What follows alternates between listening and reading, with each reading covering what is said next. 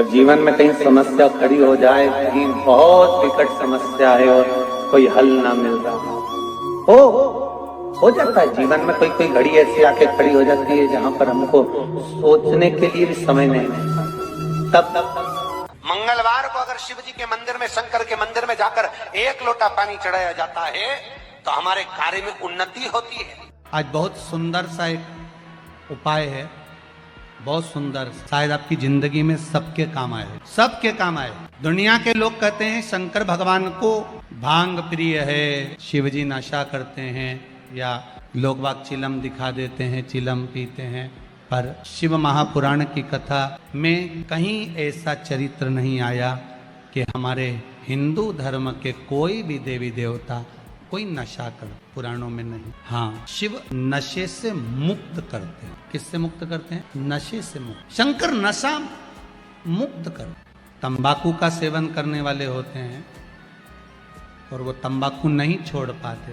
आप कितना ही प्रयास करो उनके लिए, आप बहुत बोल लो, झगड़ा कर लो, और ऐसा नहीं है कि आप लोगों ने झगड़ा नहीं करा होगा, कितना करा होगा, ईमानदारी की बात बताओ। 4-5 दिन तो आप लोगों ने नए में तो रोटी भी नहीं खाई होगी झगड़ा के कारण। तुम तंबाकू छोड़ो, तंबाकू छोड़ो, वो तुम्हारे सामने नहीं खाए तो क्या हुआ, बेरू बाहर जाके खा ले। नीलकंठेश्वर महादेव का स्मरण करें। कौन से महादेव का करना है?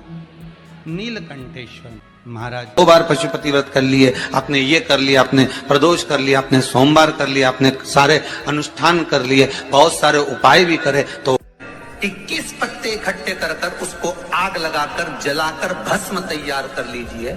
और जिस पुरुष नारी को चर्म रोग हो जाए, चर्म रोग, कहीं खुजली चल रही हो, कहीं दाने पड़ गए हो, कहीं चमड़ी सफेद लाल काली पीली जैसी पड़ गई हो, कहीं दाग हो रहे हो, चर्म रोग, कहीं खुजाल चल रही हो, तो शिव महापुराण की कथा का ये संवाद याद रखिए। लिंगपुरा आम के पल्लव को जो वर दिया गया, तो आम के 21 पत्ते इकट्ठे कर उसको आग लगाकर उसकी भस्म तैयार कर शंकर भगवान के शिवलिंग पर शाम के समय प्रदोष काल में चढ़ा दीजिए वो भस्म। और उस भस्म को उठाकर लेकर आ जाओ, डब्बी में भर लो और गाय का घृत उसमें डाल लीजिए और उस स्थान पर लगाना चालू कर दीजिए। 3 दिन में दांत खाद खुजली जो भी होगी मिटना प्रारंभ हो जाएगी। श्री शिवाय नमस्तुभ्यम, सब बोलिए एक बार जमकर, श्री शिवाय नमस्तुभ्यम। प्रैक्टिकल जरूर करना, कहीं सियोर वाला महाराज झूठ तो नहीं बोल रहा। पढ़ाने का भी एक तरीका होता है, समझ में आता है? सीधा बेलपत्र और उल्टा बेलपत्र समझ लेना, बहुत अच्छे से समझिएगा। शिव जी के सम्मुख में शंकर भगवान के शिवलिंग पर जब बेलपत्र चढ़ता है तो बेलपत्र का जो सीधा भाग होता है वो शिव जी के शिवलिंग पर होना चाहिए, उल्टा भाग ऊपर होना चाहिए। बहुत ध्यान से समझना हो। जब नंदीश्वर को बेलपत्र चढ़ाते हो, नंदी जो बाहर होता है उसको बेलपत्र चढ़ाते हो, तो नंदी को 2 जगह बेलपत्र चढ़ती है, आपको ध्यान में होगा।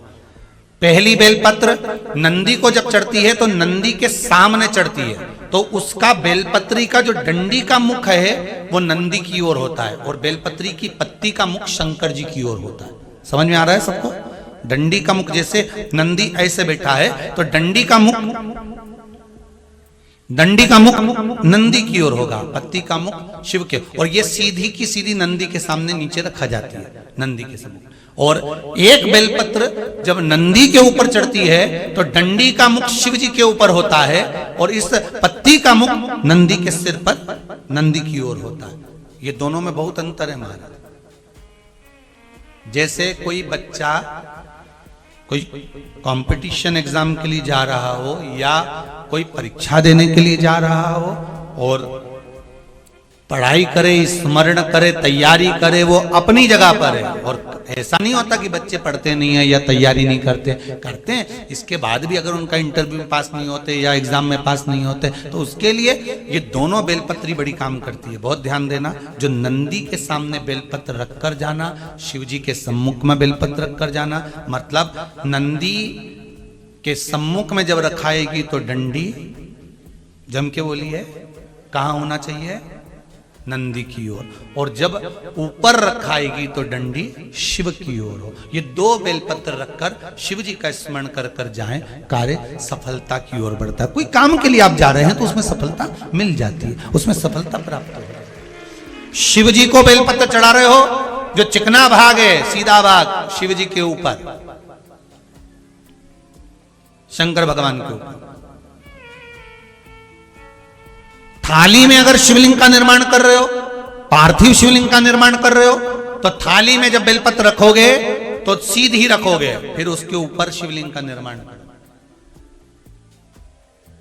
अगर आप निर्माण करते हैं पार्थिव शिवलिंग का और बनाते हैं बेलपत्र का नीचे, महाराज शंभु मां जगत जननी माता पार्वती जी ने अमरनाथ की गुफा में भगवान शिव जी से एक प्रश्न किया, और वो प्रश्न आपके और हमारे जीवन को सार्थक करने वाला।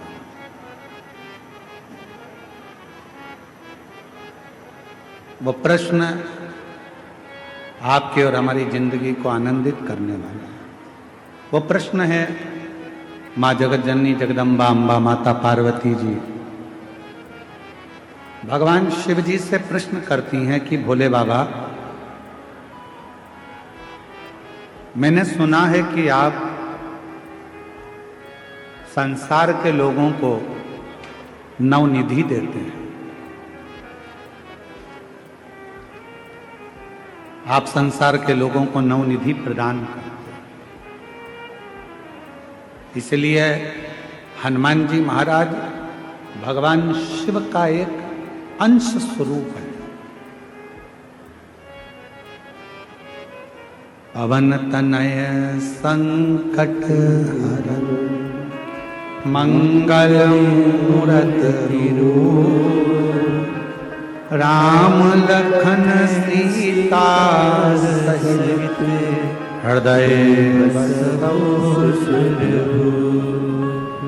हनुमान जी महाराज भगवान शंकर का एक स्वरूप है, और हनुमान जी की स्तुति में आप और हम हमेशा गाते हैं, अष्ट सिद्धि नवनिधि के दाता असबर दीन जानकी माता राम रसायन तुमरे पास सदा रघुपति के दासा।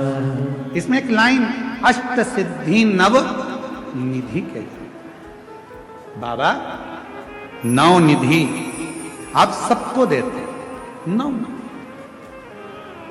रूप देते हो, धन देते हो, वैभव देते हो, पुत्र देते हो, संतान का सुख देते हो, ये सारी नवनिधि आप संसार के लोगों को देते हो।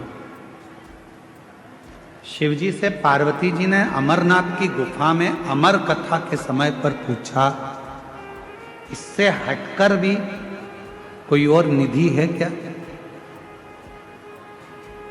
क्या इससे हटकर कोई निधि है?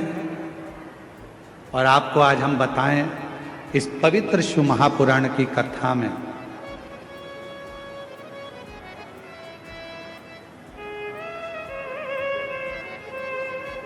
पार्वती जी शिव जी से पूछ रही कि नौ निधि के अलावा,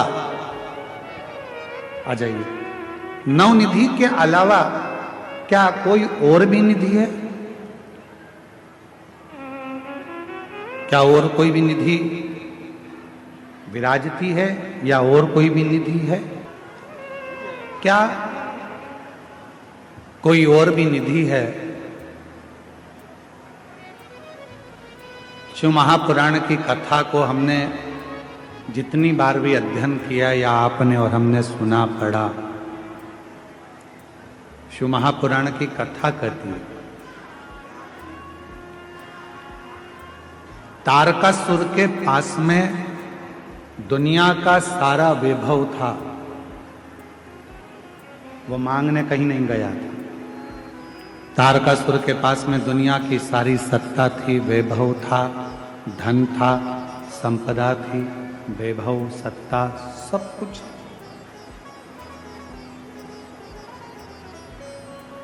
जो पार्वती जी ने शिव जी से पूछा, क्या नौ निधि के अलावा भी कोई निधि है क्या? भगवान देवाधिदेव महादेव के मुख से निकल गया, पार्वती एक निधि और है, शायद दुनिया के लोगों को वो नहीं मालूम। लोग कहते हैं अष्ट सिद्धि नव निधि के दाता, असबर दीन जानकी माता, राम रसायन तुमरे पासा, सदा रहो रघुपति के दासा। नव निधि के अलावा भी कोई निधि है? नौ निधि के अलावा भी कोई निधि है? भगवान देवादिदेव महादेव ने कहा, पार्वती अमरनाथ जी की इस गुफा में आज मैं तुम्हें अमर कथा सुनाते हुए ये बताना चाहता हूं कि एक निधि और है, एक निधि और।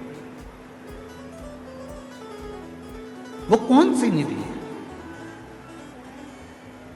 आप कहते हो कि नौ निधि के अलावा एक निधि और है, तो वो निधि कौन सी? भगवान देवादिदेव महादेव ने माता पार्वती से कहा, पार्वती वो एक निधि है, मेरी अविरल भक्ति और मुझ पर चढ़ाया गया एक लोटा जल, वो शिव की निधि, शिव भक्ति की निधि, भगवान शंकर की भक्ति की निधि।